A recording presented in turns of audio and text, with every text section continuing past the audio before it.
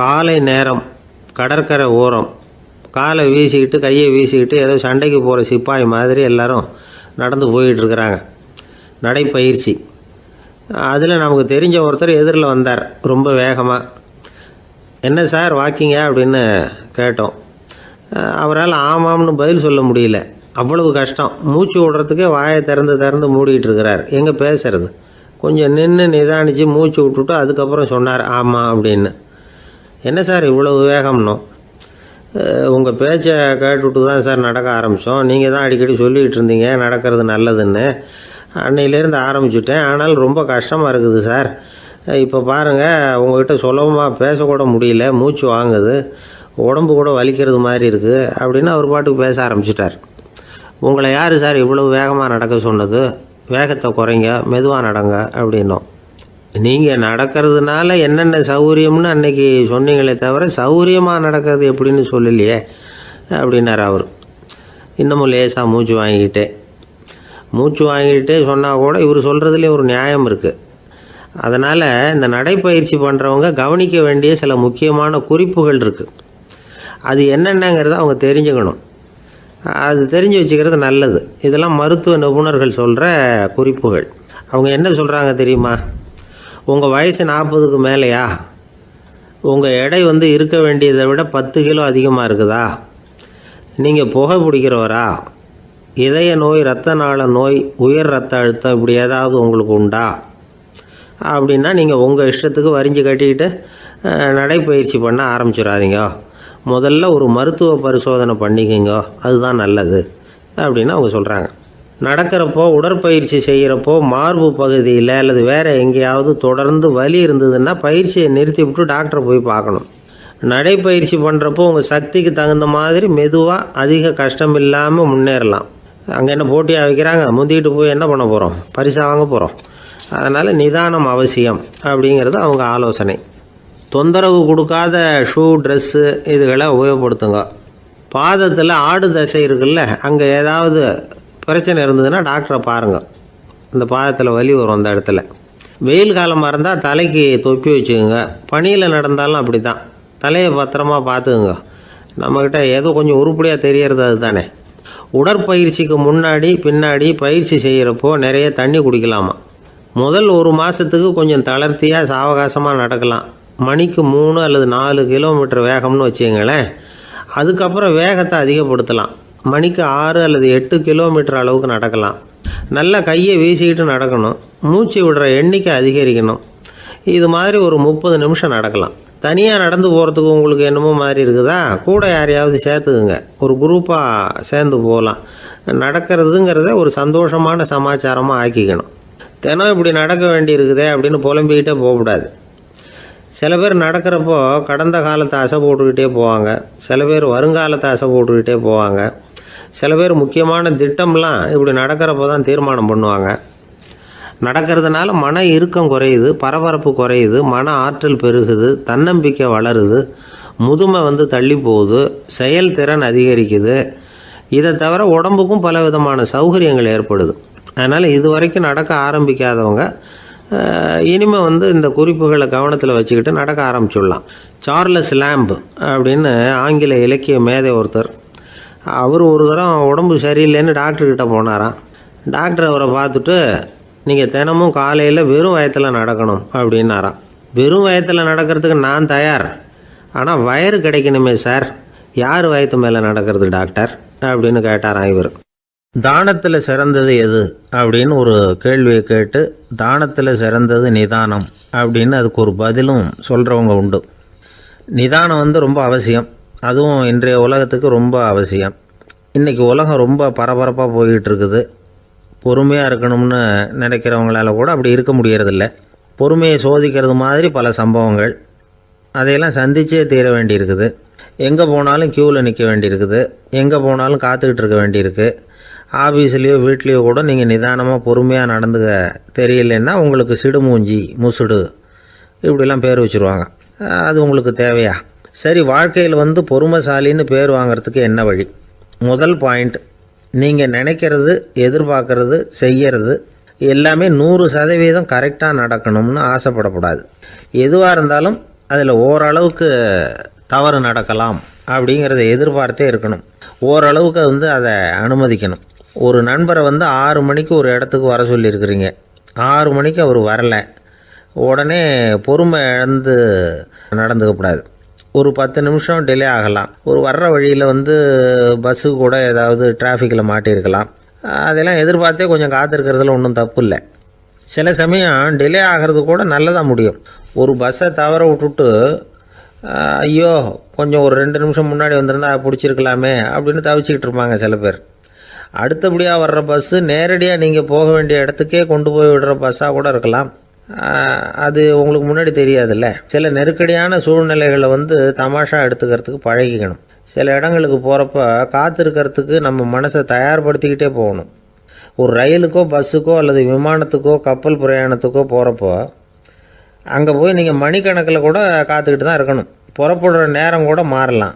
நீங்கள் போய் சேர்ந்ததும் அது உடனே புறப்படணும்னு கட்டாயமாக என்ன?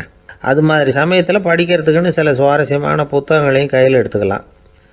உங்களை சுற்றி எவ்வளவோ சுவாரஸ்யமான சம்பவங்கள் நடந்துக்கிட்டு இருக்குதுல்ல, அதையெல்லாம் வேடிக்கை பாருங்கள். எதுக்காக காத்துக்கிட்டு இருக்கிறோமோ அந்த காரியத்தில் உண்மையாகவே நமக்கு ஒரு அக்கறை இருந்தால் நமக்கு போர் அடிக்காது. சில கோயில்களில் பார்த்துருப்பீங்க, தரிசனத்துக்காக பக்தர்கள் நாள் கணக்கில் காத்துக்கிட்டு இருப்பாங்க. அவங்களெலாம் அழுத்துக்கிறது இல்லை. ஆண்டவனை தரிசிக்கணுங்கிற உண்மையான அக்கறை இருக்கிறதுனால அவங்களுக்கு போர் அடிக்கிறது இல்லை. ஆனால் சில சினிமா தியேட்டரில் கூட பார்க்கலாமே, சினிமா கியூ கூட அப்படி தான். சாயந்தரம் 6 மணி ஆட்டத்துக்கு காலம்பரம் 6 மணிக்கே போய் கூட காத்துக்கிட்டு இருப்பாங்க. அவங்களுக்கெல்லாம் போர் அடிக்காது, படம் பார்க்குற ஆர்வம். இன்னொரு முக்கியமான விஷயத்தை நாம் பழக்கப்படுத்திக்கணும். லிவ் ஃபார் தி மூமெண்ட் அப்படிங்கிறாங்க நிபுணர்கள். ரொம்ப பேர் எப்படின்னா அடுத்தபடியாக நடக்க போகிற விஷயத்திலேயே கவனமாக இருப்பாங்க. அந்த நினைப்புலேயே இந்த நிமிஷத்தை பொறுமை இல்லாமல் கழிப்பாங்க. ஒருத்தர் இருக்கார், அவர் எப்படின்னா ஆஃபீஸ் முடியறதுக்குள்ளேயே சார் 5 மணிக்கெலாம் ரெடியாக இருங்க, நாம் அந்த ஹோட்டலில் போய் டிஃபன் சாப்பிட்ணும் அப்படின்னு 4 மணிலேருந்து சொல்லிகிட்டு இருப்பார். 4:55 பரபரப்பாக ஓடி வருவார். 2 பேரும் புறப்படுவோம், ஹோட்டலுக்கு போவோம், சாப்பிட்டுக்கிட்டு இருப்போம். அப்படி சாப்பிட்டுட்டு இருக்கிறப்ப சார் சாப்பிட்டு முடித்ததும் நேராக ஒரு ஜவுளி கடைக்கு போகிறோம் அப்படிம்பார். பரபரக்க சாப்பிட்டு முடிப்பார், புறப்படுவார்.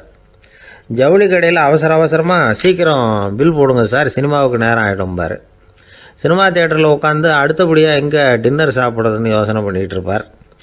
ராத்திரி படுக்கையில் விழுந்ததுக்கு அப்புறமும் நாளைக்கு காலையில் எழுந்திரிச்சதும் அதை பண்ணணும் இதை பண்ணணும்னு திட்டம் போட்டுக்கிட்டே இருப்பார். அதாவது எப்போவும் அடுத்த நிமிஷம், அடுத்த நாள், அடுத்த வாரம், அடுத்த வருஷம், இதுதான் அவங்க சிந்தனை. இந்த நிமிஷம் என்ஜாய்மெண்ட்டை அவங்க இழந்துடுறாங்களாம். அதனால தான் வாழ்நாள் பூரா பொறுமையின்மை, அவஸ்தை, அல்லல். அதனால் நாம் எல்லோரும் வாழ்க்கையில் நிதானமாக இருக்கிறதுக்கு கற்றுக்கணுமா. அதுக்காக இந்த நிதானத்துக்கு வேறு விதமான அர்த்தம் பண்ணிக்கக்கூடாது. ஒருத்தர் அப்படித்தான் ஒரு தடவை அவருடைய குதிரை காணாமல் போயிட்டு தான். அதுக்காக அவர் கவலைப்படலை, நிம்மதியாக இருந்தார், சந்தோஷமாக இருந்தார். என்ன சார் இது, உங்கள் குதிரை திருட்டு போயிட்டுதுங்கிறீங்க, நீங்கள் கவலைப்படாமல் இருக்கிறீங்களே அப்படின்னு கேட்டாங்களாம்.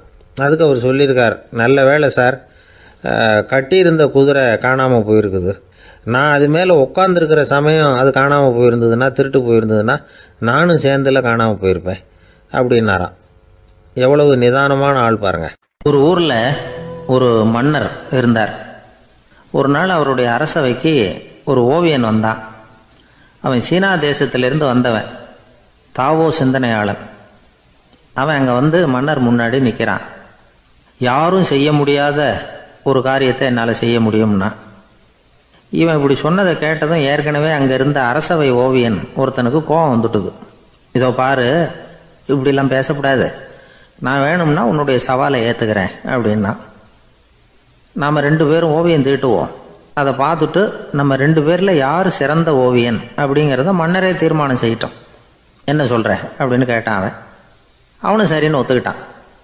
போட்டி ஆரம்பமாச்சு. அரசர் அவங்களுக்கு 2 சுவர்களை ஒதுக்கி கொடுத்தார். 6 மாத காலம் அவகாசம் கொடுத்தார். 2 ஓவியர்களும் அவங்கவுங்க வேலையை ஆரம்பித்தாங்க.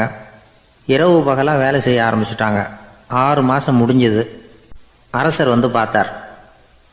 முதல்ல தன்னுடைய அரசவை ஓவியர் தீட்டியிருந்த ஓவியத்தை பார்த்தார். ரொம்ப பிரமாதமாக இருந்தது, பாராட்டினார். இதோ பாரு, உன்னுடைய ஓவியம் அற்புதமாக இருக்குது, உயிரோட்டம் உள்ளதாக இருக்குது, கலையின் உச்சமே இதுதான், இதை விட சிறந்த ஒரு ஓவியத்தை வேற யாராலையும் படைக்க முடியாது அப்படின்னார். அதுக்கப்புறம் அந்த சீன ஓவியன்கிட்ட போனார்.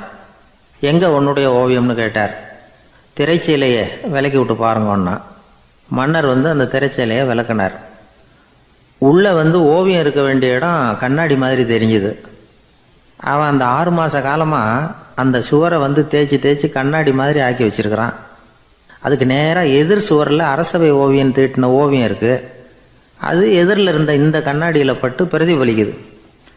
மன்னர் யோசனை பண்ண ஆரம்பித்தார். அப்புறம் அந்த சீன ஓவியனை பார்த்து கேட்டார், இதை பாரு, நீ என்னுடைய ஆளை தோற்கடிச்சுட்ட அப்படிங்கிறதுல சந்தேகம் இல்லை. ஆனாலும் எங்களை ஏமாற்றி இருக்கிற, எந்த ஓவியமும் நீ வரையிலையே அப்படின்னார். அரசே, இதுதான் உண்மையான ஓவியம், உயிருள்ள ஓவியம். இது மனோபாவங்களை பிரதிபலிக்கும், மாறுகின்ற காலங்களை அப்படியே காட்டும் அப்படின்னா அந்த சீன ஓவியன். கையால் வரைகிற ஓவியங்களில் சலனம் இல்லை. கண்ணாடி அப்படி கிடையாது. சக்தியின் ஓட்டம் அதில் எப்பவும் இருந்துக்கிட்டே இருக்கும். கண்ணாடி மட்டுமே ஜீவன் உள்ள ஓவியமாக இருக்க முடியுங்கிறத அந்த சீன ஓவியன் தெரிஞ்சு வச்சிருந்தான். ஏன்னா அவன் ஒரு தாவோ சிந்தனையாளன். ஒவ்வொரு குழந்தையும் இந்த கண்ணாடியோடு தான் பிறக்குது. ஆனால் நாம் என்ன செய்கிறோம்னா ஓவியங்களை கண்ணாடி மீது பதிப்பிச்சு விடுறோம். கண்ணாடி நம்மளை பிரதிபலிக்குது. நம்முடைய அழகோ அவலட்சணமோ கண்ணாடியை பாதிக்கிறது இல்லை. ஏன்னா அதுக்கு மனம் கிடையாது. கடந்து போன வினாடியை பற்றி அது சிந்திக்கிறது இல்லை. அடுத்த கணத்தை பற்றின எதிர்பார்ப்பும் அதுக்கிட்ட கிடையாது. அதுதான் பற்றற்ற நிலை. மனிதனுக்கு தேவைப்படுறது அதுதான். கண்ணாடிக்கிட்டே இருந்து நாம் கற்றுக்கொள்ள வேண்டிய பாடம் இது. வாழ்க்கையில் மனிதர்களை நேசிக்கலாம், உலகின் அழகையெல்லாம் பிரதிபலிக்கலாம், ஆனால் எதையும் பற்றி கொண்டு விடக்கூடாது அப்படிங்கிறது பெரியவர்கள் அறிவுரை. துயரம்ங்கிறது பற்றுக்களின் சாயை. கண்ணாடி முன்னாடி நிற்கிறப்போவெல்லாம் நமக்கு இந்த ஞாபகம் வரணுமா. ஒரு குடும்பத் தலைவர் ஒரு நாள் காலையில் விடிஞ்சு எழுந்திரிச்சதும் சத்தம் போட்டார். யார் இந்த கருங்குரங்கு படத்தை என் ரூமில் கொண்டாந்து மாட்டி வச்சது அப்படின்னு கத்தினார். சமையல் கட்டிலிருந்து மனைவி பதில் சொன்னாங்க, தூக்க கலக்கத்தில் உளராதுங்க, நல்லா பாருங்க, அது படம் கிடையாது, முகம் பார்க்குற கண்ணாடி அப்படின்னாங்க. ஒரு பள்ளிக்கூடம் வகுப்பு நடந்துக்கிட்டு இருக்கு. ஆசிரியர் பாடம் நடத்திக்கிட்டு இருக்கிறார். நடத்தி முடித்த உடனே கேட்டார், மாணவர்களே, இதுவரைக்கும் நான் நடத்தின பாடத்தில் உங்களுக்கு ஏதாவது சந்தேகம் இருக்கா அப்படின்னு கேட்டார். அப்புறம் ஒவ்வொருத்தராக கேட்டார். ஒரு மாணவன் எழுந்திரிச்சான். சார், எனக்கு சந்தேகம் எதுவுமே இல்லைன்னா. ஏன்னு கேட்டார். ஏன்னா எனக்கு நீங்கள் நடத்தின பாடம் தெளிவாக புரிஞ்சுட்டுது, அதனால் சந்தேகம் வரலன்னா. இன்னொரு மாணவன் எழுந்திரிச்சான். சார், எனக்கும் சந்தேகம் எதுவும் இல்லைன்னா. ஏண்டான்னு கேட்டார். ஏன்னா எனக்கு நீங்கள் நடத்தின பாடம் எதுவுமே புரியல, அதனால் சந்தேகம் வரல அப்படின்னா. இந்த இடத்துல நாம் கொஞ்சம் சிந்திச்சு பார்க்கணும். இந்த உலகத்தில் எல்லாம் புரிஞ்ச ஒருத்தனுக்கும் சந்தேகம் வராது, எதுவுமே புரியாத ஒருத்தனுக்கும் சந்தேகம் வராது. அறகுறையாக புரிஞ்சுக்கிட்டவன் இருக்கான் பாருங்க, அவனுக்கு தான் அடிக்கடி சந்தேகம் வரும். ஆக மாணவர்களை இந்த 3 வகையாக பிரிக்கலாம். அதே மாதிரி தான் மனிதர்களையும் 3 வகையாக பிரிக்கிறாங்க ஆன்மீகவாதிகள். ஒரு ஆன்மீக பெரியவர் என்ன சொல்கிறார் தெரியுமா? இந்த உலகத்தில் 3 வகையான மனிதர்கள் இருக்கிறாங்களாம். முதல் வகை எப்படி தெரியுமா? இவங்களுக்கு எதையும் தெரிஞ்சுக்கணுங்கிற அவசியமே கிடையாது. ஏன்னா அவங்களுக்கு எல்லாமும் தெரியும். இவங்க ஞானத்தின் முழு வடிவாக இருக்கிற காரணத்தினால அவங்களுக்கு எந்த சந்தேகமும் இல்லை, எந்த கேள்விகளும் கிடையாது. இந்த நிலையில் இருக்கிறவன் கிருஷ்ணன். எல்லாத்துக்கும் விட தெரிஞ்சுக்கிட்ட நிலையில் அவன் விடையாக மாறிவிட்டான் அப்படின்னு சொல்லுவாங்க. 2வது நிலையில் இருக்கிறவன் அர்ஜுனன். இவனுக்கு எப்போ பார்த்தாலும் கேள்விதான், சந்தேகம்தான். பதில் சொல்ல சொல்ல அவனுக்கு இருக்கிற சந்தேகமும் அதிகமாகிக்கிட்டே இருக்கும், குறையவே குறையாது. அர்ஜுனன் மாதிரி உள்ளவங்க எப்பவும் கேள்வி கேட்டுக்கிட்டே இருப்பாங்க. ஒரு கேள்விக்கு விட கிடைச்சுட்டுன்னு வைங்க, உடனே இன்னொரு கேள்வி அவங்ககிட்ட இருந்து வரும். கிருஷ்ணனுடைய நிலை எப்படின்னா அது கேள்விகளே அற்ற ஒரு நிலை. அர்ஜுனனுடைய நிலை எப்படின்னா அது கேள்விகளை தவிர வேறு எதுவும் அற்ற ஒரு நிலை. இவங்களை தவிர இன்னொரு ஆள் இருக்கிறான், அவனுக்கும் கேள்விகள் அற்ற ஒரு நிலை தான். அவன் யாருன்னா துரியோதனன். இவனுக்கு தெரிஞ்சுக்கணுங்கிற எண்ணமே சுத்தமாக கிடையாது. ஆவலே இல்லைங்கிறதுனால அதை புரிஞ்சுக்கணுங்கிற அவசியமும் இல்லை. அதனால் அவனுக்கு கேள்விகள் அற்ற ஒரு நிலையில் அவன் இருந்துக்கிட்டு இருக்கிறான். எல்லா பதிலும் தெரிந்து கொண்ட நிலையில் கிருஷ்ணனும் கேள்விகள் அற்ற நிலையில் இருக்கிறான். தெரிஞ்சுக்கணுங்கிற ஆவலே இல்லாத துரியோதனனும் கேள்விகள் அற்ற நிலையிலே இருக்கிறான். இப்படியும் இல்லாமல் அப்படியும் இல்லாமல் 2ம் கெட்டான் நிலையில் இருக்கிறானே, அவன் தான் அர்ஜுனன். அதனால் பெரியவங்கள்லாம் என்ன சொல்கிறாங்கன்னா, இந்த உலகத்தில் அர்ஜுனன்களாக இருக்கிறவங்க ஒன்று துரியோதனனாக மாறிடணும், இல்லைன்னா கிருஷ்ணனாக மாறிடணும். இதை தவிர வேறு வாய்ப்பு இல்லை. துரியோதனன் மாதிரி உள்ளது விலங்கு நிலை, கிருஷ்ணன் மாதிரி உள்ளது தெய்வ நிலை. அர்ஜுனன் விலங்காகவும் ஆக முடியல, தெய்வமாகவும் ஆக முடியல. இப்படி ரெண்டும் கெட்டானா இருக்கிற வரைக்கும் இந்த கேள்விகளும் பிரச்சனைகளும் இருந்துக்கிட்டே தான் இருக்கும். இதுதான் பெரியவர்கள் சொல்லுகிற அனுபவ உண்மை. ஒரு ஆசிரியர் ரொம்பவும் விரிவாக விளக்கமாக பாடம் நடத்தின பிறகு, மாணவர்களே ஏதாவது சந்தேகம் இருந்தால் கேளுங்கன்னாராம். ஒரு மாணவன் எழுந்திரிச்சான். சார், எனக்கு ஒரு சந்தேகம்னா. என்னன்னு கேட்டார். இது வரைக்கும் என்ன பாடம் சார் நடத்துனீங்க அப்படின்னா அந்த பையன். ஒரு ஊரில் ஒருத்தர் இருந்தான். ஏதோ ஒரு சின்ன அலுவலகத்தில் வேலை பார்த்துக்கிட்டு இருந்தான். ரொம்ப ஏழை. வர்ற கொஞ்சம் வருமானத்தை வச்சு வாழ்க்கையை ஓட்டிகிட்டு இருந்தான். ஒரு நாள் தெரு வழியாக அவன் நடந்து வந்துக்கிட்டு இருக்கிறான். தெருவில் ஒரு காசு கிடந்தது. அதை பார்த்துட்டான். அது குனிஞ்சு எடுத்தான். அது ஒரு பழங்கால காசு. அந்த காசு நடுவில் ஒரு துளை இருந்தது. அதாவது துளையிட்ட நாணயம். பழங்காலத்தில் புழக்கத்தில் இருந்த ஒரு நாணயம் அது. துளையிட்ட நாணயம் கிடச்சிதுன்னா ரொம்ப நல்லது, அது அதிர்ஷ்டம் அப்படின்னு ஒரு நம்பிக்கை உண்டு. இவன் கையில் அது கிடைச்சதும் ரொம்ப சந்தோஷப்பட்டான். இனிமேல் என்னுடைய கஷ்டம்லாம் தீரப்போகுது, அதிர்ஷ்டம் என்னை தேடி வரும், நான் பணக்காரன் ஆகிடுவேன் அப்படின்னு சொல்லிட்டு அந்த காசை தன்னுடைய கோட்டு பையில் பத்திரமா போட்டு வச்சுக்கிட்டான். அடிக்கடி அதை தொட்டு பார்த்துக்கிறது உண்டு, வெளியில் எடுக்க மாட்டான். இப்படியே கொஞ்ச காலம் ஆச்சு. அதுக்கப்புறம் என்னாச்சு தெரியுமா? நிஜமாகவே அதிர்ஷ்டம் அவனை தேடி வர ஆரம்பிச்சுட்டுது. செல்வம் குவிஞ்சுது. பணம், பதவி, புகழ் எல்லாம் சேர்ந்தது. சமூகத்தில் அவன் ஒரு பெரிய மனுஷன் ஆகிட்டான். எல்லாரும் அவனை பாராட்டினாங்க.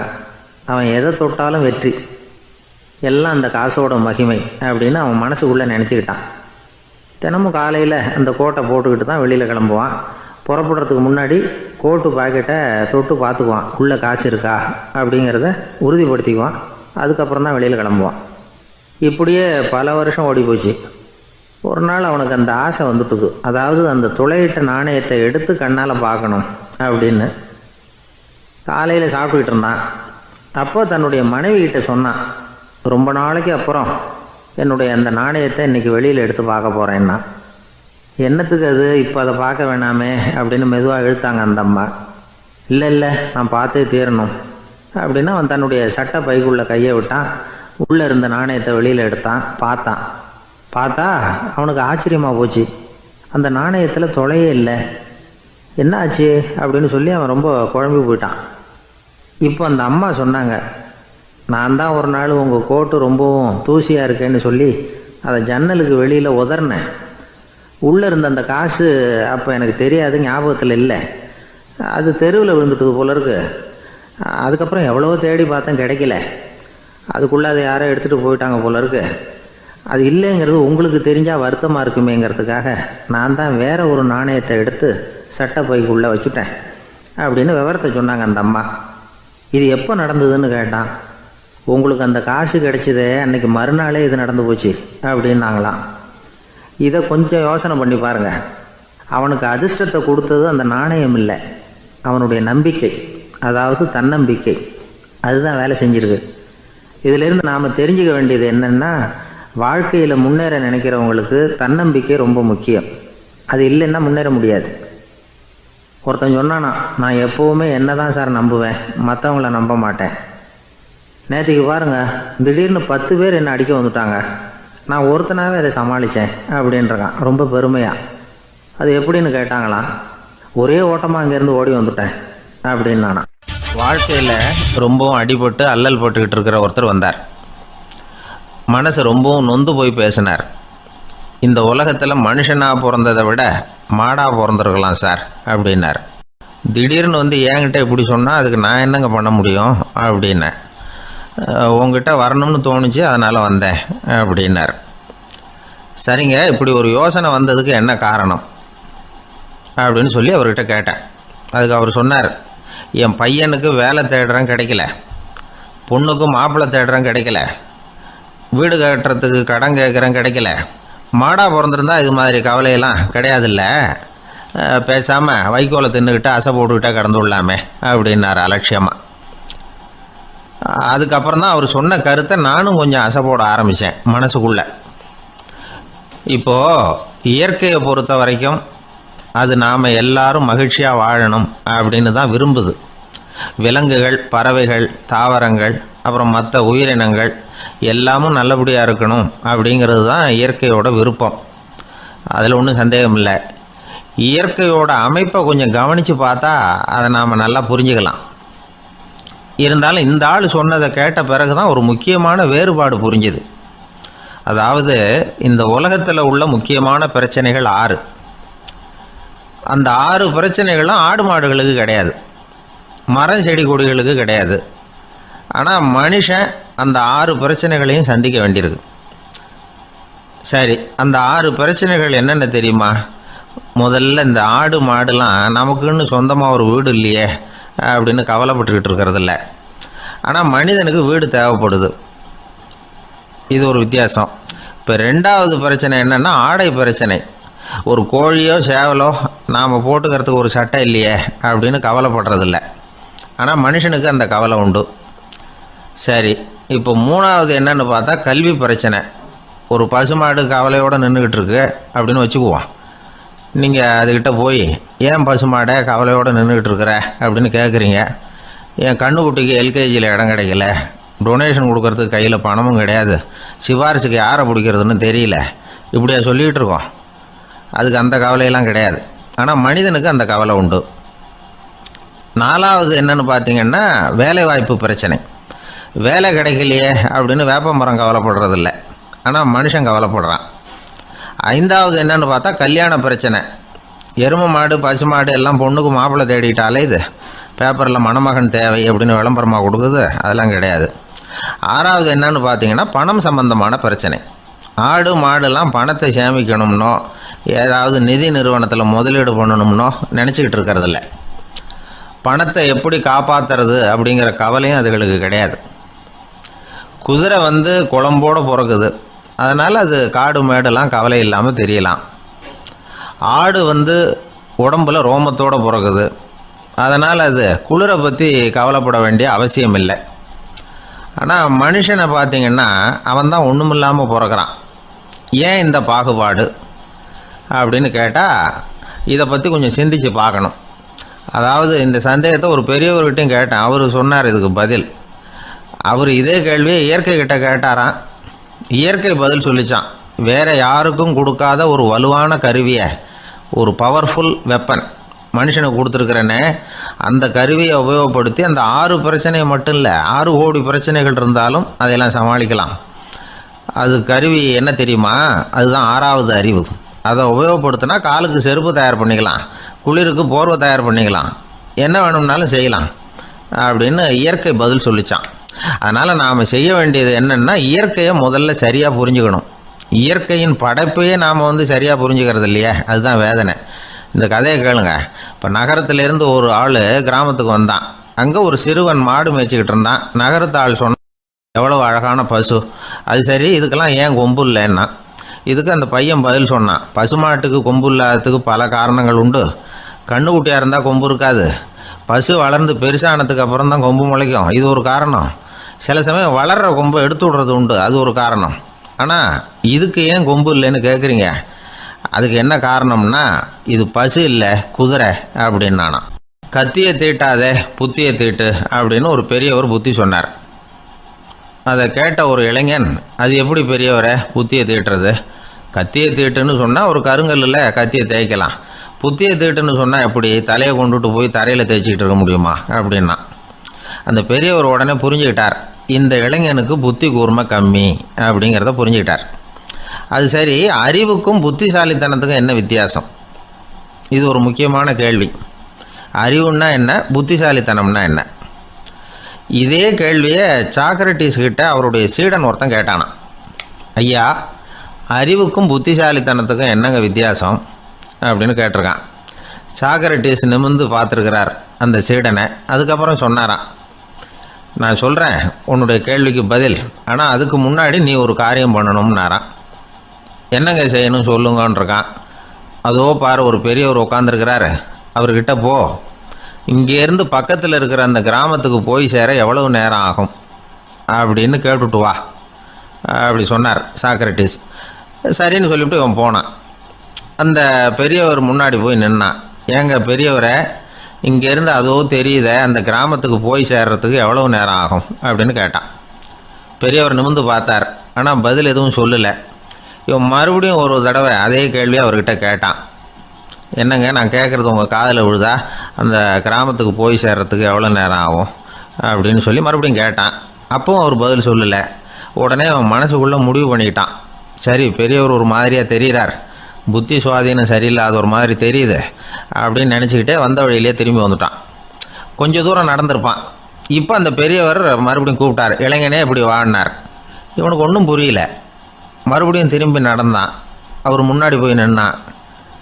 பெரியவர் சொன்னார், தம்பி, இங்கேருந்து அந்த கிராமத்துக்கு போய் சேர்றதுக்கு 5 நிமிஷம் ஆகும் அப்படின்னார். இப்போது அந்த இளைஞன் அந்த முதியவரை ஒரு மாதிரியாக பார்க்க ஆரம்பித்தான். அதுக்கப்புறம் கொஞ்சம் யோசித்தான். பிறகு அவர்கிட்டே கேட்டுட்டான், ஏங்க பெரியவரை, இதே பதிலை அப்போவே என்கிட்ட சொல்லியிருக்கலாமே, என்னை திரும்பி போன்னு சொல்லிவிட்டு பாதி தூரம் போனதுக்கப்புறம் மறுபடியும் கூப்பிட்டு அதுக்கப்புறம் இப்படி சொல்கிறீங்களே, இது நியாயமா அப்படின்னா. பெரியவர் சிரித்தார். அதுக்கப்புறம் சொன்னார், ஏன்பா, நீ எவ்வளவு வேகமாக நடக்கிறேங்கிறத பார்க்காம நீ கிராமத்துக்கு போய் சேர வேண்டிய நேரத்தை எப்படி என்னால் சொல்ல முடியும்? அதனால தான் உன்னை கொஞ்சம் தூரம் நடக்க விட்டு உன்னுடைய நடையின் வேகம், அந்த கிராமம் இருக்கிற தூரம் ரெண்டையும் கணக்கு போட்டு அதுக்கப்புறம் நேரத்தை சொன்னேன்னார். சீடன் வந்து தலை குனிந்தான். அப்படியே திரும்பி வந்து சாக்ரட்டிஸ் முன்னாடி நின்னான்.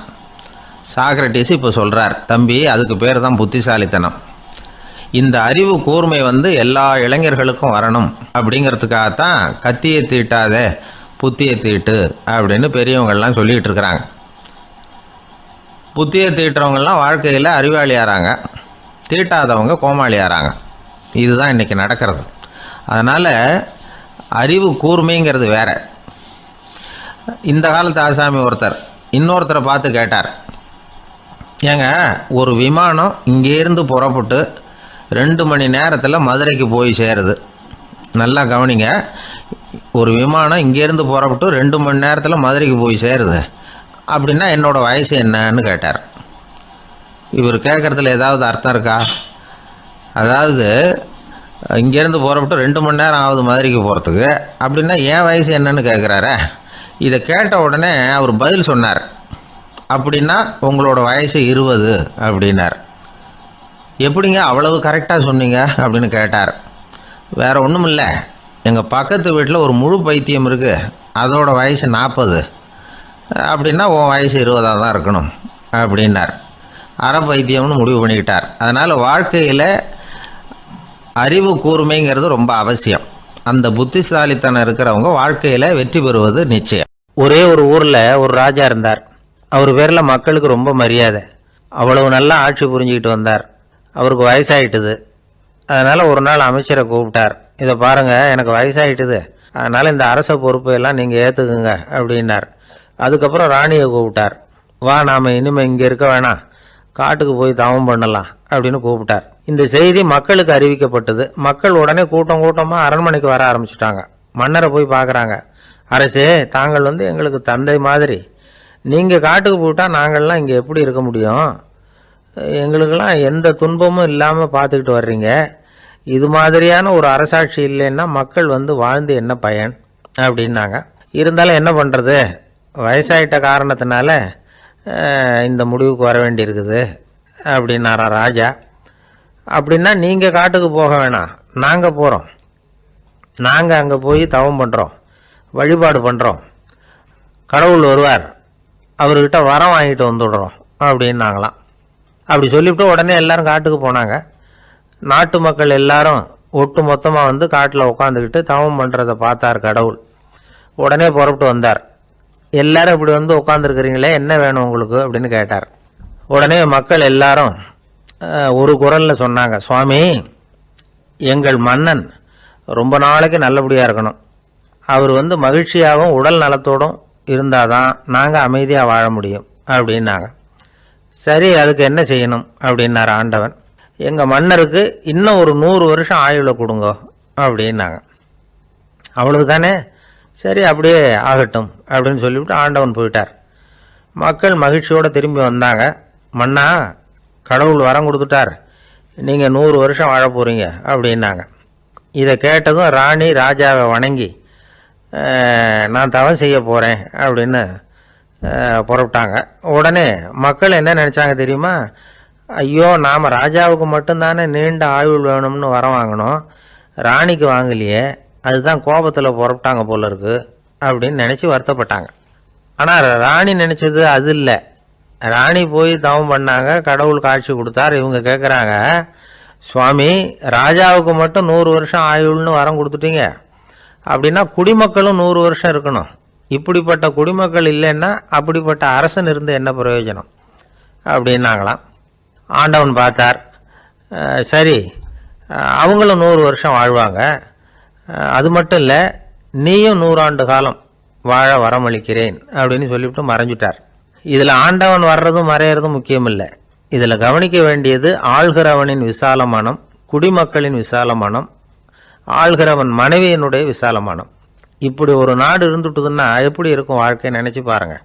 அதனால தான் பெரியவங்கள்லாம் சொல்கிறாங்க, இதய வாசல் திறந்தே இருக்கணும், இதயத்தின் கதவுகளை மூடாதீங்க அப்படின்னு சொல்லுவாங்க. என்கிட்ட ஒருத்தர் சொன்னார், என்னுடைய இதய வாசல் எப்பவும் திறந்தே தான் இருக்குதுன்னார். எதனால் அப்படி சொல்கிறீங்க அப்படின்னு கேட்டோம். டாக்டரே சொல்லிவிட்டார், என்னுடைய இதயத்தில் ஒரு ஓட்டை இருக்குது அப்படின்னு, வால்வு சரியில்லையா அப்படிங்கிறார். ஒரு ஊரில் ஒரு ராஜா இருந்தார். அவர் அடிக்கடி காட்டுக்கு வேட்டையாட போவார். சில நண்பர்களையும் கூட அழைச்சிக்கிட்டு போவார். காட்டுக்கு போனதும் ஆளுக்கு ஒரு பக்கமாக போய் வேட்டையாடுவாங்க. சாயந்தரமாக திரும்பி வருவாங்க. மறுநாள் அரண்மனையில் உட்காந்து ஒவ்வொருத்தரும் அவங்க அனுபவங்களை எல்லாம் சொல்லிக்குவாங்க. அவங்க வீரத்துக்கு தகுந்த மாதிரி பரிசை அந்த ராஜா கொடுப்பார். இது மாதிரி ஒரு தடவை எல்லாரும் வேட்டைக்கு போயிட்டு திரும்பி வந்ததும் உட்காந்து பேச ஆரம்பிச்சிருக்கிறாங்க. ஒருத்தன் சொன்னான், தன்னுடைய வீர செயலை பற்றி அளக்க ஆரம்பிச்சிட்டான். ஏன்னா அது அதுக்கு பரிசு கிடைக்க போகுதில்ல, அதனால். அவன் என்ன சொன்னான் தெரியுமா? அரசே, நேற்றுக்கு காட்டில் என்னாச்சு தெரியுமா? எனக்கு நேராக ஒரு சிங்கம் வாயை திறந்துக்கிட்டு வந்துட்டுது. நான் பயப்படவே இல்லை. உடனே ஒரு கல்லை எடுத்து குறி பார்த்து வீசினேன். சிங்கத்து வாய்க்குள்ளே போய் அந்த கல் மாட்டிக்கிட்டுது. அவ்வளவுதான். அந்த சிங்கம் என்னை பார்த்துட்டு பயந்துட்டு ஒரே ஓட்டமாக திரும்பி ஓடி போயிட்டுது அப்படின்னா. ஆஹா பலே அப்படின்னு எல்லாரும் கை தட்டினாங்க. 2வது ஆள் ஒருத்தன் எழுந்திரிச்சான். அவன் சொல்ல ஆரம்பித்தான், அரசே, நான் போன வழியில் 2 பெரிய மலைப்பாம்பு கிடந்தது, என்னை முழுங்கிறதுக்கு வந்தது. நான் என்ன பண்ணேன் தெரியுமா? அந்த 2 பாம்போட வாலையும் ஒன்றா சேர்த்து முடிச்சு போட்டுட்டேன். அவ்வளவுதான். அது அங்கே இழுக்க இது இங்கே இழுக்க முடிச்சு நல்லா இறுகி போட்டுது அப்படின்றான். ஆஹா அற்புதம்னு சொல்லி எல்லாரும் கை தட்டினாங்களாம். அடுத்தபடியாக 3வது ஆள் ஒருத்தன் வந்தான். அவன் சொல்ல ஆரம்பித்தான், மன்னா, நான் போன பாதையில் குறுக்க ஒரு ஆறு, அதில் இறங்கி குளித்தேன். யாரோ காலை பிடிச்சி இழுக்கிறது மாதிரி இருந்தது. திரும்பி பார்த்தா ஒரு பெரிய முதலை. நான் உடனே அப்படியே ஒரு துள்ளல் துள்ளி அது முதுகில் போய் உக்காந்துக்கிட்டேன். அதை அப்படியே கரைக்கு நீந்த வச்சேன். கரைக்கு வந்து சேர்ந்ததும் அப்படியே ஒரே துள்ளி குதித்து கரைக்கு வந்துட்டேன் அப்படின்றான். அவன் தன்னுடைய வீரத்தை அப்படி சொல்லியிருக்கான். அடடா, எப்பேற்பட்ட வீரம் அப்படின்னு எல்லாரும் கை தட்டினாங்களாம். 4வது ஆள் எழுந்திரிச்சான். மன்னா, நான் போன இடத்துல ஒரு கரடி வந்து என்னை துரத்த ஆரம்பிச்சுட்டுது. நான் ஒரு மலை உச்சிக்கு வந்துட்டேன். அதுக்கப்புறம் ஒரு அடி எடுத்து வச்சாலும் அதில் பாதாளத்தில் விழ வேண்டியது தான். அந்த நேரம் பார்த்து ஒரு பெரிய ராட்சச கழுகு அந்த பக்கமாக பறந்து வந்தது. நான் உடனே அப்படியே உயர எழும்பி அந்த கழுகோட காலை பிடிச்சிக்கிட்டேன். அப்படியே தொங்கிக்கிட்டே வந்தேன். ஒரு நல்ல இடம் வந்ததும் தொப்புன்னு கீழே குதிச்சு நடந்து வந்துட்டேன்னா. இதுக்கும் எல்லாரும் கை தட்டுறாங்க. கடைசியாக ஒரு ஆள் எழுந்திரிச்சான். அரசே, நான் வந்து போன வழியில் ஒரு பெரிய யானை குறுக்க வந்தது. பயங்கரமாக சத்தம் போட்டுக்கிட்டே வந்தது. நான் பயந்து ஓடலை. உடனே என்ன பண்ணேன் தெரியுமா? அந்த யானையோட வாலை பிடிச்சி தூக்கினேன். தலைக்கு மேலே தூக்கி கரன்னு சுற்றினேன். வேகமாக சுற்றி வீசி எறிஞ்சேன். அவ்வளவுதான். அதே ஸ்பீடில் அந்த யானை மேலே போக ஆரம்பிச்சுட்டுது. இன்னும் கூட அது போய்கிட்டே தான் இருக்குது, கீழே விழவே இல்லைன்னா. இதை கேட்டதும் ராஜாவுக்கு கோபம் வந்துட்டுது. என்னை என்ன முட்டாள்னு நினச்சிக்கிட்டு பேசுறியா? யானையை வந்து நீ வாழை பிடிச்சி தூக்குன, அதை நான் நம்பணுமா அப்படின்னார். உடனே இவன் பணிவாக பதில் சொன்னான், அரசே, ஒரு சிங்கத்து வாயில் கல் மாட்டிக்கிட்டதை நம்புறீங்க, மலைப்பாம்பு வாழை பிடிச்சி முடிச்சு போட்டதை நம்புறீங்க, முதல்ல முதுகில் சவாரி பண்ணதையும் நம்புறீங்க, கழுகு காலை பிடிச்சிக்கிட்டு பறக்கிறதையும் நம்புறீங்க.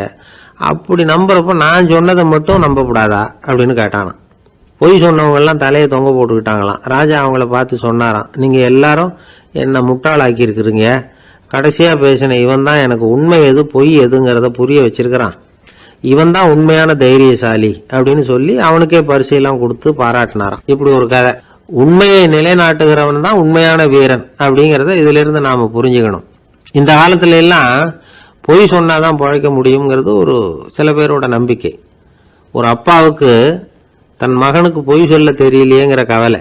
பொய் சொன்னாதான் இந்த உலகத்தில் பிழைக்கலாம், ஆனால் இவனுக்கு அது தெரியலையே, அதனால் இவனை அழைச்சிட்டு போய் நடுக்கடலில் விட்டுட்டு வந்துடுவோம் அப்படின்னு அழைச்சிட்டு புறப்பட்டான். கடற்கரைக்கு போனான். மகனுக்கு சந்தேகம், எங்கேப்பா என்னை அழைச்சிட்டு போகிறேன்னு கேட்டிருக்கான். கடலில் மீன் பிடிக்க கற்றுக் கொடுக்க போகிறேன் உனக்கு அப்படின்னானா. நான் ஏற்கனவே மீன் பிடிச்சிட்டேனேன்னானா இவன் மகன். எங்கே அதுன்னு கேட்டிருக்கான் அப்பங்காரன். சுட்டு சாப்பிட்டுட்டேன்னு இருக்கான் புள்ள. அப்பங்காரன் பார்த்தான், சரி நம்ம புள்ள பொழைச்சிக்கோ அப்படின்னு சொல்லி திருப்பி அழைச்சிட்டு வந்துட்டானா. இணை புரியாத 2 நண்பர்கள் இருந்தாங்களாம். 2 பேரும் விடாமல் சிகரெட் குடிக்கிறவங்க. அதில் ஒருத்தன் செத்து போட்டான். இன்னொருத்தன் அதுக்கப்புறம் 2 சிகரெட்டாக குடிக்க ஆரம்பிச்சானா. ஏன் இப்படி பண்ணுறேன்னு கேட்டிருக்காங்க. நான் ஒரு சிகரெட்டு தான் குடிக்கிறேன், செத்து போன என்னுடைய ஃப்ரெண்டு இருக்கானே செத்து போனவன், அவனுக்காக இன்னொரு சிகரெட்டு குடிக்கிறேன் அப்படின்னு நானா. இது ரொம்ப ஆபத்து, விட்டுடு அப்படின்னு சொல்லியிருக்காங்க. சரின்னு ஒத்துக்கிட்டான். ஆனால் அதுக்கப்புறமும் ஒரு சிகரெட் வீதமாக குடிச்சிக்கிட்டே இருந்தான். சிகரெட் பழக்கத்தை நீ இன்னும் விடலையான்னு கேட்டாங்களாம். அந்த பழக்கத்தை நான் எப்போவும் விட்டுட்டேன், இப்போ நான் குடிக்கிறது என் ஃப்ரெண்டுக்காக அப்படின்னு நானா. இவங்கெல்லாம் எப்படி திருந்துறது? அளவுக்கு மிஞ்சினால் அமிர்தமும் நஞ்சு அப்படின்னு சொல்லுவாங்க. அது உண்மைதான். ஒருத்தருக்கு அளவுக்கு மீறிய புகழ் வந்துட்டுதுன்னு வச்சுங்க, அது கூட ஆபத்தாக போயிடுறது உண்டு. பழங்காலத்துல எல்லாம் கிரேக்க தேசத்தில் ஒரு பழக்கம் உண்டாம். அதாவது யாராவது ஒருத்தரை நாடு கடத்தணும்னா அதுக்கு ஒரு வழி உண்டு. அதாவது ஒருத்தரை நாடு கடத்தணும்னு மக்கள் விரும்புகிறாங்கன்னு வச்சுங்களேன், அவர் பேரை ஒரு மண்பாண்ட ஓட்டுச்சில்லில் எழுதி அதை ஒரு குறிப்பிட்ட பொது இடத்துல போட்டுற வேண்டியது, அவ்வளவுதான். இது மாதிரி பல பேர் போட்டுக்கிட்டே இருப்பாங்க. எல்லாம் அப்படியே குவிஞ்சு போயிடும். அந்த ஓட்டாஞ்சில்லு குவியலில் யாருடைய பேர் அதிகமாக இருக்குதோ அந்த நபரை ஒரு 10 ஆண்டுகள் நாடு கடத்தி விடுவாங்க. இது அந்த ஊர் வழக்கமாக. ஒரு நாள் அந்த குவியலுக்கு பக்கத்தில் ஒரு ஆள் நின்றுக்கிட்டு இருக்கிறான். அவன் கையில் ஒரு ஓட்டாஞ்சில்லு வச்சிருக்கிறான். அதில் யாரோட பேரையோ எழுதணும், எழுதி அந்த இடத்துல போடணுங்கிறது அவன் ஆசை. ஆனால் அவன் படிக்காதவன், அதனால் எழுத தெரியல. யாராவது அந்த வழியாக வர்றாங்களான்னு பார்த்துக்கிட்டே நின்றுக்கிட்டு இருந்தான். ஒரு பெரியவர் வந்துக்கிட்டு இருந்தார். அவர்கிட்ட ஓடினான். கையில் இருந்த மண்பாண்ட சில்லை கொடுத்தான். ஐயா, இதில் ஒரு பேர் எழுதி கொடுங்களேன்னா. அந்த பெரியவர் அதை வாங்கி கையில் வச்சுக்கிட்டு, என்ன பேர் எழுதணும் சொல்லு அப்படின்னா. இவன் சொன்னான், அரிஸ்டைடிஸ் அப்படின்னு எழுதுங்க அப்படின்னா. இதை கேட்டதும் அந்த பெரியவருக்கு அதிர்ச்சி. ஏன்னா அவர் தான் அரிஸ்டைடிஸ், தத்துவ மேதை அரிஸ்டைடிஸ் அவர். இருந்தாலும் நான் தான் அதுங்கிறத காட்டிக்காம அந்த ஆளுகிட்ட கேட்டார். அது சரிப்பா, அரிஸ்டைடிஸ்ங்கிற பேரை எழுத சொல்கிற, அவர் உனக்கு என்ன கெடுதல் பண்ணார், அவர் பேரை இதில் எழுத சொல்கிறியே அப்படின்னு கேட்டிருக்கார். அதுக்கு இவன் சொன்னானா, அவர் எனக்கு எந்த கெடுதலும் பண்ணலை, அவரை நான் பார்த்தது கூட இல்லை அப்படின்ட்டுருக்கான். அப்புறம் எதுக்காக அவரை நாடு கடத்தணும்னு நீ ஆசைப்படுற அப்படின்னு கேட்டிருக்கார். இப்போ அந்த ஆள் சொல்கிறான், அரிஸ்டைடஸை பற்றி எல்லாரும் பேசுகிறாங்க, அவர் ரொம்ப நல்லவர், அவர் ஒரு பெரிய அறிவாளிங்கிறாங்க, அவர் ஒரு பெரிய வள்ளல், பேரறிஞர், இப்படி எல்லாரும் சொல்கிறத கேட்டு கேட்டு எனக்கு ரொம்ப அழுத்து போயிட்டுது, அதனால தான் வெறுப்பாயிட்டேன் அப்படின்னு நானும். இதிலேருந்து என்ன தெரியுது? நாம் நல்லவனாக இருக்கிறதுல ஒன்றும் இடைஞ்சல் இல்லை.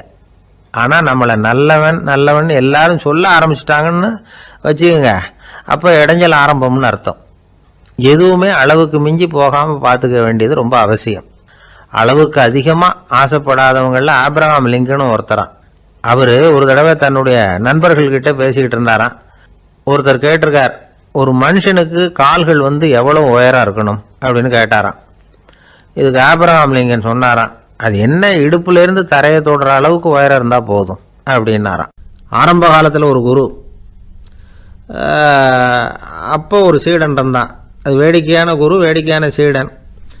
ஒரு ஆசிரமம். ஒரு நாள் ஒருத்தன் அவசரமாக அந்த குருவை தேடி வந்திருக்கிறான். என்ன விஷயம்னு விசாரித்தார் குரு. உங்கள் சீடர் என்னை அடிச்சுட்டார் அப்படின்னு புகார் பண்ணானா அந்த ஆள். குரு சீடனை கூப்பிட்டார். அடிச்சே அந்த ஆளை அப்படின்னு கேட்டாராம். ஆமான் இருக்கான் சீடன். ஏன் அடிச்சே அப்படின்னு கேட்டாராம். இந்த ஆள் உங்களை பற்றி மட்டமாக பேசிவிட்டான், என்னால் அதை தாங்கிக்க முடியல, அதனால தான் அடிச்சுட்டேன்ருக்கான். அப்படி என்ன பேசினா அப்படின்னு கேட்டாராம். உன்னுடைய குருநாதர் இப்போல்லாம் அர்த்தமில்லாமல் பேச ஆரம்பிச்சுட்டார் அப்படின்னு சொல்லிவிட்டான், அதனால தான் அடிச்சுட்டேன் அப்படின்னு நானாம். அதுக்காக அடித்தே அப்படின்னாராம். நான் அதுக்காக அடிக்கலை குருவே, இப்பெல்லாம் நீங்கள் அர்த்தம் இல்லாமல் பேசுகிறதாக அவன் சொல்கிறான், அப்படின்னா இதுவரைக்கும் நீங்கள் அர்த்தத்தோடு பேசினதாகத்தானே அர்த்தம், அது தப்பு தானே, அதனால தான் அடித்தேன் அப்படின்னு நானாம். ஒரு பெரியவர் உட்கார்ந்துருக்கிறார், அவரை சுற்றி அவருடைய தோழர்கள் உட்கார்ந்துருக்கிறாங்க. ஏதோ ஒரு முக்கியமான செய்தியை அவர் அவங்களுக்கு சொல்லிகிட்டு இருக்கிறார். அவங்களும் ஆர்வமாக கேட்டுக்கிட்டு இருக்கிறாங்க. இந்த சமயத்தில் யாரோ ஒரு ஆள் வேகமாக அங்கே வர்றார். வர்ற வேகத்திலேயே எனக்கு ஏதாவது உதவி செய்யுங்க அப்படின்னு கேட்டுக்கிட்டே வர்றார்.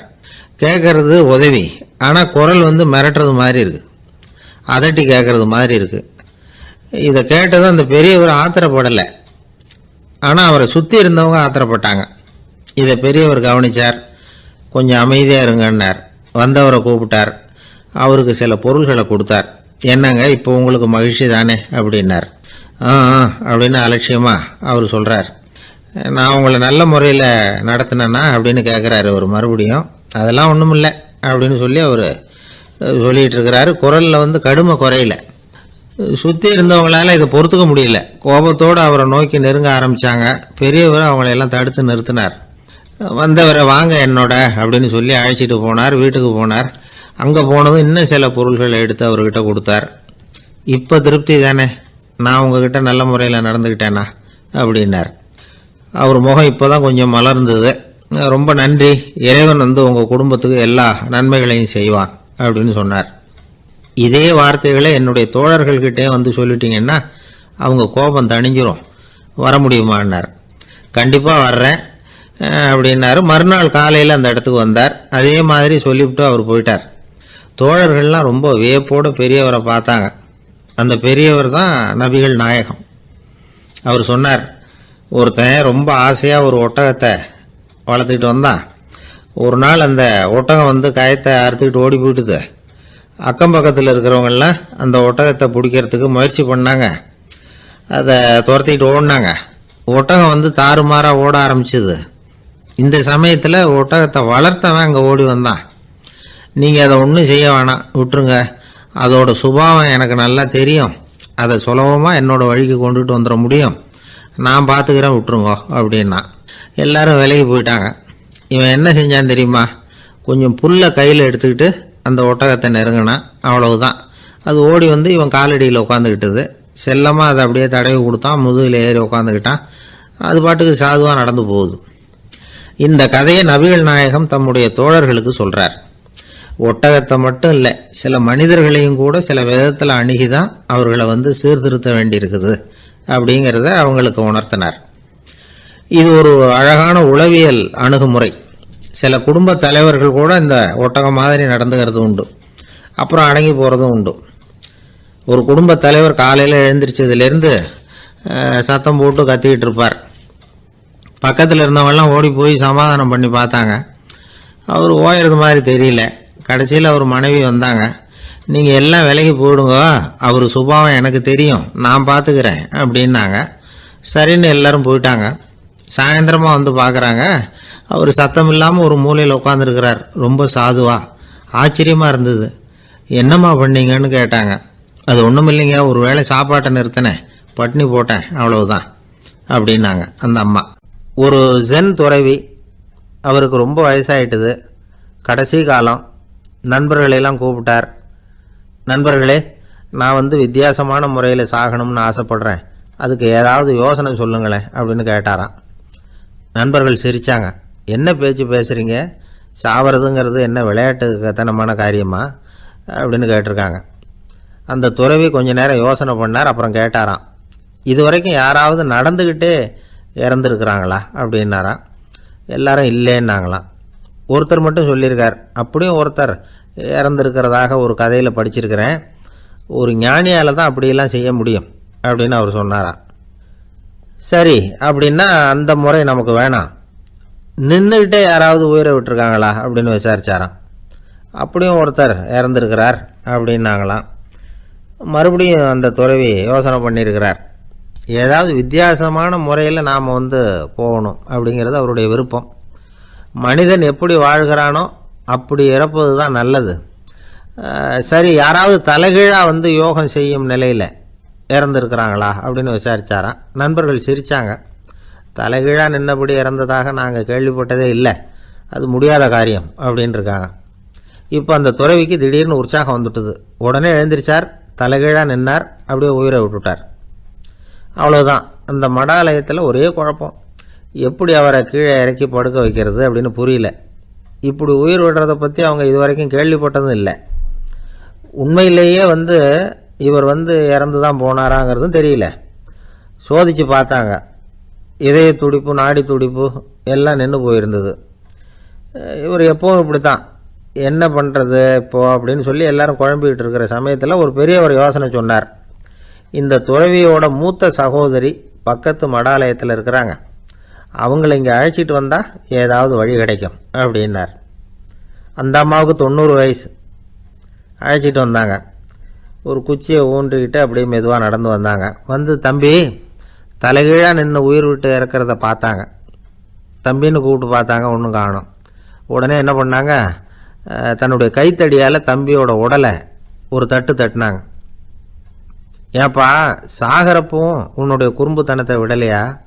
இப்படியாடா சாகிறது, ஒழுங்காக செத்து தொலை அப்படின்னாங்களாம்.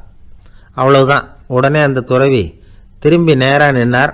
அக்கா, கோவப்படாத, நான் ஒழுங்காக சாகிறேன், எப்படி செத்தா என்ன, எல்லாம் எனக்கு ஒன்று தான் அப்படின்னு சொல்லிவிட்டு அப்படியே தரையில் படுத்து உயிரை விட்டாராம். அதுக்கப்புறம் அந்த அம்மா கோலை கையில் எடுத்துக்கிட்டு அப்படியே திரும்பி கூட பார்க்காம அவங்க பாட்டுக்கு போயிட்டாங்களாம். மரணத்தை ஒரு விளையாட்டாக ஆக்கிய அந்த துறவிக்கு வாழ்க்கையே ஒரு விளையாட்டாக தான் இருந்திருக்குது. எந்த நோக்கமும் இல்லாமல் செயல்படுறதுன்னா என்னங்கிறதும் அவருக்கு தெரிஞ்சிருக்குது. பயனை எதிர்பார்க்காம பணி செய்து வாழ்ந்து மறைந்த மகான் அவர். தம்முடைய தொழிலை விளையாட்டு போல செய்ய தெரிஞ்சவருக்கு வாழ்க்கையே ஒரு விளையாட்டாக மாறிடும். எல்லாமே விளையாட்டாகி விடுகிற போது மரணமும் விளையாட்டாகிவிடும் அப்படிங்கிறது தான் அந்த தத்துவம். ஆனால் அதுக்கு முன்னாடி உங்களுக்குள்ளே இருக்கிற உண்மையான நடிகனை நீங்கள் அடையாளம் கண்டுபிடிக்கணும். நீங்கள் நடிக்க வேண்டியதே இல்லை, நீங்கள் ஏற்கனவே நடிச்சுக்கிட்டு தான் இருக்கிறீங்க. நீங்கள் இந்த உண்மையை தெரிஞ்சுக்கணும், அவ்வளவுதான். இதுதான் ஞானிகளுடைய கருத்து. வாழ்க்கையை சரியாக புரிஞ்சுக்கிட்டால் எல்லாமே நடிப்புங்கிறது புரியும். கல்யாண பத்திரிக்கை அனுப்பியிருந்தேனே, ஏன்டா வரலன்னு கேட்டான் ஒருத்தன். வந்திருந்தேனே அப்படின்னானா இவன். டேய், ஏன்டா போய் சொல்கிற, நான் பத்திரிக்கையே உனக்கு அனுப்பலையே அப்படின்ட்டுருக்கான் அவன். அதுக்கு இவன் சொன்னானா, பத்திரிக்கை அனுப்புனேன்னு நீ போய் சொல்கிறப்போ கல்யாணத்துக்கு வந்தேன்னு நான் போய் சொல்லக்கூடாதா அப்படின்னானா. விவசாயிகள் அவங்க விவசாயம் முன்னேறி இருக்கிற அளவுக்கு விவசாயிகளுடைய வாழ்க்கை தரம் முன்னேறலை. அந்த அளவுக்கு அவர்கள் நாட்டுக்காக உழைச்சிக்கிட்டு இருக்கிறாங்க. அந்த காலத்திலே அதை பற்றி ஒரு கதை சொல்கிறது உண்டு. ஒரு வயசான ஆள் நிலத்தில் ஏறு ஊதுகிட்டு இருந்தாராம். கிழிஞ்சு போன ஒரு சின்ன துண்டை தான் இடுப்பில் கட்டியிருந்தாராம். தலையில் ஒரு கந்தலை சுற்றி இருந்தார். உடம்பு பூரா சேரு, ரொம்ப ஏழை. ஏறு ஓட்டிகிட்டு இருக்கிறவர் வேறு எப்படி இருப்பார்? இருந்தாலும் அந்த ஆள் ரொம்ப ஜாலியாக பாட்டு பாடிக்கிட்டே ஏறு ஊதுகிட்டு இருந்தாராம். உடம்புல தான் அவர் ஏழையை தவிர மனசில் ஒரு ஏழையாக தெரியல. அந்த சமயத்தில் அந்த நாட்டு ராஜா அந்த பக்கமாக குதிரை மேலே வந்தாராம். வேட்டைக்கு போயிட்டு பரிவாரங்களோடு திரும்பி வந்துகிட்டு இருக்கிறார். ரொம்ப செல்வ செழிப்பில் இருக்கிற ராஜா அவர். அவரும் இந்த வயசான விவசாயியை பார்த்துருக்கார். இந்த ஆள் ரொம்பவும் ஏழைங்கிறது அவர் பார்த்தாவே பளிச்சுன்னு தெரியுது. கட்டிக்கிறதுக்கு நல்ல துணி இல்லை, உடம்போ இழைச்சி போயிருக்குது, வயிறு முதுகில் போய் ஒட்டிகிட்டு இருக்கு, கண்ணு குழு விழுந்து போயிருக்குது. ஆனாலும் முகத்தை பார்த்தா சந்தோஷமாக இருக்கிற மாதிரி இருக்கு. இவ்வளவு உற்சாகமாக பாடிக்கிட்டு இருக்கிறாரே அப்படின்னு ஆச்சரியமாக நினச்சி பார்த்தார் அந்த ராஜா. சரி, அவர்கிட்ட கொஞ்சம் பேச்சு கொடுத்து பார்க்கலாம் அப்படின்னு முடிவு பண்ணார். ஐயா பெரியவரே, இப்படி கொஞ்சம் வர முடியுமான்னாராம். பொழுது போகிறதுக்குள்ளே நான் இந்த வயல் பூரா உழவு ஓட்டி ஆகணும், அதனால் பேசுறதுக்கு நேரம் இல்லை அப்படின்னாராம் அந்த பெரியவர். என்ன அவ்வளவு அவசரமா? மீதி இருந்தால் நாளைக்கு உழுதக்கூடாதா? அது சரி, உனக்கு எத்தனை ஏக்கர் நிலம் இருக்குது அப்படின்னு விசாரிச்சிருக்கார் ராஜா. எனக்குன்னு சொந்தமாக உள்ளங்கை அளவு கூட நிலம் கிடையாது. இது எங்கள் முதலாளியோட நிலம். இதை பூராவும் உழுது முடிச்சாதான் அவர் கூலி கொடுப்பார். நான் கூலிக்கு உழுதுகிட்டு இருக்கிறேன். உங்ககிட்ட பேசிக்கிட்டு இருந்தா அவருக்கு துரோகம் பண்ணது மாதிரி ஆயிடும் அப்படின்னாராம். ராஜா குதிரை விட்டு கீழே இறங்கினார். வரப்புல நடந்து அந்த பெரியவர்கிட்டே போனாராம். சரி, ஒரு நாள் பூரா உழுதான் உனக்கு எவ்வளவு கூலின்னு கேட்டிருக்கார். 8 அணா கூலி கிடைக்கும்னாராம் அவர். இது ரொம்ப காலத்துக்கு முன்னாடி நடந்த ஒரு சம்பவங்கிறதுனால அப்போ 8 அணா கூலிங்கிறது ரொம்ப பெருசு. இருந்தாலும் அதுவும் அந்த ராஜாவுக்கு பெரிய கூலியா தெரியல. இவ்வளவு தானா, இதை வச்சுக்கிட்டு நீ எப்படி காலம் தள்ளுற அப்படின்னாராம். ஒன்றும் கவலை இல்லை அப்படின்னாராம் அவரு. ராஜாவுக்கு ரொம்ப ஆச்சரியமா போச்சு. 8 அணா கூலி வாங்குற இந்த ஆளு கவலை இல்லாம இருக்கிறார், ஏராளமான வசதியோடு இருக்கிறன்னா கவலை இல்லாம வாழ முடியலையே அப்படின்னு நினைச்சு பார்த்திருக்கார். அது சரி, 8 அணாவில் எப்படி குடும்பம் நடத்துற அப்படின்னு கேட்டாராம்.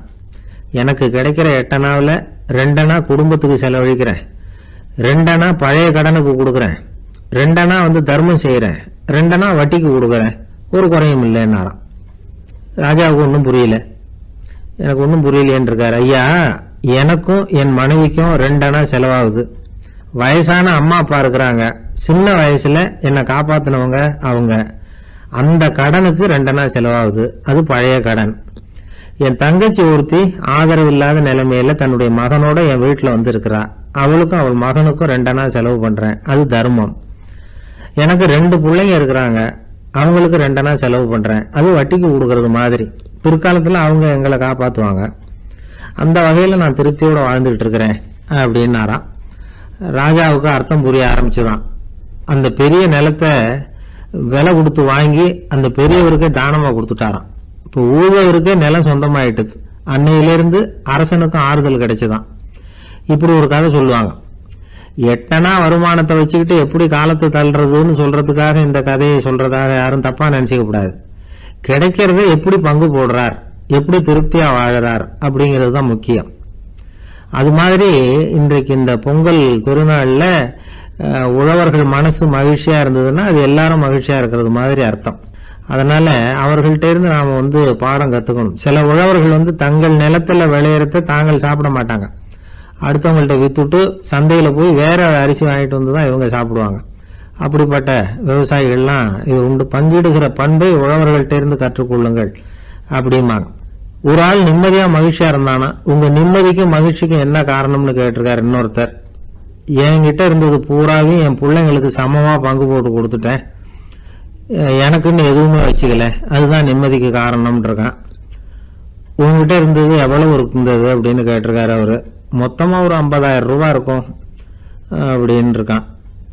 அவ்வளவும் பணமாவே இருந்ததா அப்படின்னு கேட்டிருக்காங்க அவங்க. இல்லைங்க, அவ்வளவும் கடன், அதை தான் பிரிச்சு கொடுத்துருக்கேன் பிள்ளைங்க கிட்ட அப்படின்னு நானும். அவன் நம்பிக்கை இல்லைன்னா இந்த உலகத்தில் நாம் நடமாடவே முடியாது. அவநம்பிக்கையோடு இருந்துக்கிட்டு இருந்தால் என்றைக்கும் அவஸ்தை தான். நாம் நம்புறது நடக்குதோ இல்லையோ அது வேற விஷயம். ஆனால் எதையும் நம்பி தான் நாம் அடி வைக்க வேண்டியிருக்கு. வேற ஒன்றும் வேணாம், ஒரு லாட்ரி சீட்டு வாங்குகிறோம், அது எங்கே நமக்கு விழப்போகுது அப்படிங்கிற அவநம்பிக்கையோடவா வாங்குகிறோம். பரிசு நமக்கு தான் அப்படிங்கிற நம்பிக்கை உள்ளூர இருக்கிறதுனால தான் அதை வாங்குகிறோம். இருந்தாலும் முடிவு வேறு மாதிரி ஆகிடுது, அதுக்காக மனசு சோர்ந்து போகிறதில்ல, அடுத்த மாதமும் சீட்டு வாங்குகிறோம். இந்த நம்பிக்கை தான் மனித வாழ்க்கைக்கு ஆதாரம். ஒரு கடையில் போய் டீ சாப்பிட்றீங்க, அந்த டீ நல்ல டீ தானா, அதில் விஷம் கலந்துருக்குமா அப்படிங்கிற சந்தேகம் வந்துட்டுதுன்னு வச்சுங்க. அதுக்கப்புறம் அதை எப்படி நீங்கள் சாப்பிட முடியும்? நம்பி தான் சாப்பிட்ணும். ரயில் ஒழுங்காக போய் சேருங்கிற நம்பிக்கை இருக்கிறதுனால தான் அதில் ஏறி உட்காடுறோம். லெட்டர் ஒழுங்காக போய் சேருங்கிற நம்பிக்கை இருக்கிறதுனால தான் பெட்டியில் போடுறோம். சரி, நம்ம கதையெல்லாம் நம்மளோட இருக்கட்டும். மனித நம்பிக்கை எந்த அளவுக்கு உறுதியாகவும் அறிவுபூர்வமாகவும் இருக்கணுங்கிறதுக்கு அலெக்சாண்டர் வாழ்க்கையில் நடந்த ஒரு சம்பவத்தை உதாரணமாக சொல்லலாம். இந்த உலகத்தையே ஜெயிக்கணும்னு புறப்பட்டார் அலெக்சாண்டர்.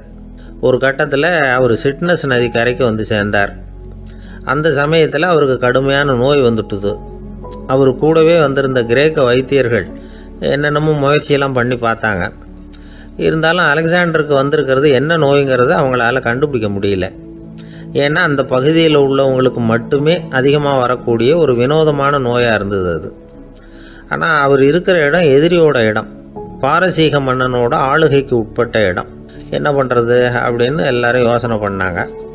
பாரசீக மன்னனோட அரண்மனையில் இருக்கிற வைத்தியர் வந்தால் இந்த நோயை குணப்படுத்தி விடுவார் அப்படின்னு சொன்னாங்க.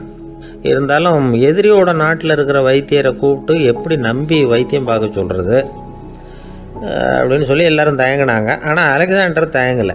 பரவாயில்ல, அழைச்சிட்டு வாங்கன்னு விட்டார். உடனே அவரை போய் அழைச்சிட்டு வந்துட்டாங்க. அவர் வந்தார். அலெக்சாண்டர் உடம்பை பரிசோதனை பண்ணி பார்த்தார். சரி, இதை குணப்படுத்தி விடலாம், பயப்பட வேண்டியதில்லை. ஆனால் இதுக்கு ஒரு மூலிகை ரசம் தயார் பண்ணி கொடுக்கணும். நான் போய் அதை தயார் பண்ணிவிட்டு 2 நாளில் திரும்பி வந்துடுறேன் அப்படின்னு சொல்லிவிட்டு போனார் அந்த வைத்தியர். அதே மாதிரி 2 நாளில் திரும்பி வந்தார் மூலிகை ரசத்தோட. இதுக்கு இடையில் அலெக்சாண்டரோட தளபதிகளில் ஒருத்தர் ரகசியமாக ஒரு எச்சரிக்கை கடிதம் கொடுத்து அனுப்பியிருக்கிறான். அதை வாங்கி என்ன விஷயம்னு பார்த்தார். இப்போ உங்ககிட்ட வந்திருக்கிற எதிரி நாட்டு வைத்தியரை நம்பாதீங்க, அவன் கொண்டுகிட்டு வந்திருக்கிற மூலிகை ரசத்தில் விஷம் கலந்துருக்குது அப்படின்னு அதில் எழுதியிருக்கு. அதை பார்த்தார் அலெக்சாண்டர். இருந்தாலும் கொஞ்சம் கூட அலட்டிக்கல. வைத்தியர் கொடுத்த மருந்தை வாங்கி கடகடன்னு குடிச்சுட்டு அதுக்கப்புறம் அந்த கடிதத்தில் இருந்த விஷயத்தை அந்த வைத்தியர்கிட்ட சொன்னார். வைத்தியர் திகைச்சு போயிட்டார். தன் மேலே அலெக்சாண்டர் வச்சிருக்கிற நம்பிக்கையை பார்த்து அவருக்கு ரொம்ப வியப்பு. வைத்தியர் உண்மையிலேயே நல்ல மருந்து தான் கொண்டுகிட்டு வந்து கொடுத்துருக்கிறார், அதில் விஷம்லாம் எதுவும் கலக்கலை.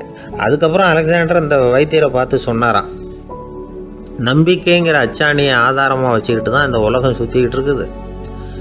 எனக்கு எதிரியாக இருந்தாலும் பாரசீக மன்னர் ரொம்ப பெரியவர். அப்பேற்பட்ட மன்னருடைய அரண்மனை வைத்தியர் தொழில் நேர்மை இல்லாதவராக இருக்க மாட்டார். அப்படி இருந்தால் அவரை அரண்மனை வைத்தியராக வச்சிருக்கவே மாட்டாங்க அப்படின்னு நம்பினேன். என்னுடைய நம்பிக்கை வீண் போகலை அப்படின்னாராம். இதுதான் மானுட நம்பிக்கைங்கிறது. இந்த காலத்துலேயும் இது மாதிரி இந்த மானுட நம்பிக்கையை ரொம்பவும் சாமர்த்தியமாக கையாளுகிற கெட்டிக்காரங்க சில பேர் இருக்கிறாங்க. இந்த காலத்து குரு, அவருக்கு ஒரு சிஷ்யன். குரு முன்னாடி அந்த சிஷ்யன் ரொம்ப பணிவாக நின்று, குருவே உங்கள் கையால் விஷத்தை கொடுத்தாலும் அதை வாங்கி மடமடன்னு குடிச்சிருவேன் அப்படின்னா. உன்னுடைய குரு பக்தியை மெச்சினேன் அப்படின்னார் குரு. அதுக்கு அந்த சிஷ்யன், அப்படி இல்லை குருவே, உங்ககிட்ட சிஷ்யனாக இருக்கிறத விட உங்கள் கையால் விஷத்தை வாங்கி குடிச்சு விடுறது ரொம்ப நல்லது, அதனால தான் அப்படி சொன்னேன் அப்படின்னா. ரொம்ப நாளைக்கு முன்னாடி ஒரு நாள் கோவலன் நாடகம் நடந்தது. எங்கள் மதுரையில் நடந்தது. அதில் ஒரு முக்கியமான கட்டம், கண்ணகி கிட்ட சிலம்பை வாங்கிக்கிட்டு அதை விற்கிறதுக்காக மதுரை நகருக்கு புறப்படுறான் கோவலன்.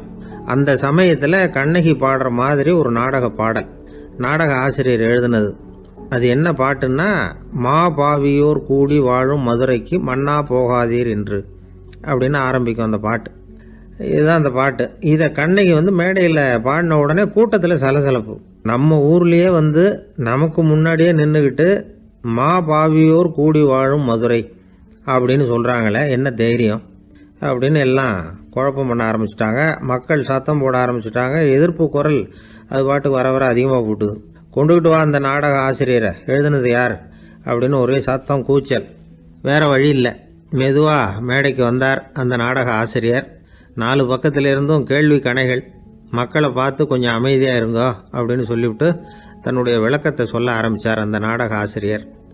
மா அப்படின்னு சொன்னால் திருமகளாகிய லட்சுமி அப்படின்னு அர்த்தம்.